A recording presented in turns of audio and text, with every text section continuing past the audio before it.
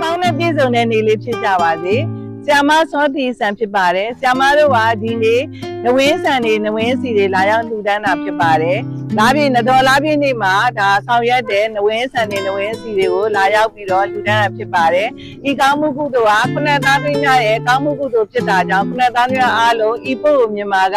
ကုသိုလ်ကောင်းမှုကိုအမြတ်ယူကြပါ။အားပြည့်လှူဒန်းထားတဲ့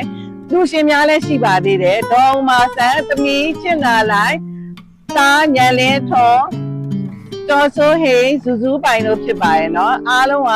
အလူရှင်အားလုံးလည်းတမချမ်းသာပြီးတော့နှလုံးစိတ်ဝမ်းအေးချမ်းသာကြပါစေဤကောင်းမှုကိုမြန်မာကလည်းလာရောက်ရပြီးတော့လူတန်းကျင်မာကဤသာသနာပါလားဆရာတင်တိုက်ကိုလာရောက်ပြီးတော့လူတန်းနိုင်ပါတယ်ဆရာမတို့ဒီ post ကဖုန်းနံပါတ်တွေလည်းရေးထားပါရဲ့เนาะအဲ့ဖုန်းနံပါတ်လေးနဲ့ဆက်သွယ်ပြီးတော့လူတန်းလို့ရပါတယ်အားလုံးကျမ်းမာချမ်းသာကြပါစေဤကောင်းမှုကြောင့်ဆဆရာစင်ပြေချောမွေပြီးတော့နှလုံးစိတ်ဝမ်းအေးချမ်းသာကြပါစေအောင်စေပိုင်စေနိုင်စေခိုင်စေ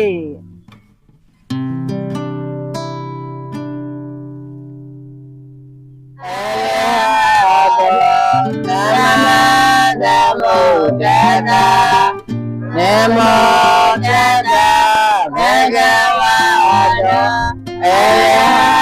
ဟောသမ္မာသမ္ဗုဒ္ဓတ္တယတနုဘဝတောယခ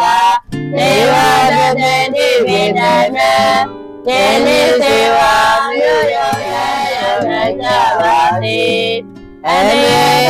သေကေလို့နေသာမေသီလာဒါနသကေပါဠိတော်မညောမြေပဲနဘောနေကသေမဧကယမကြပါစေသာ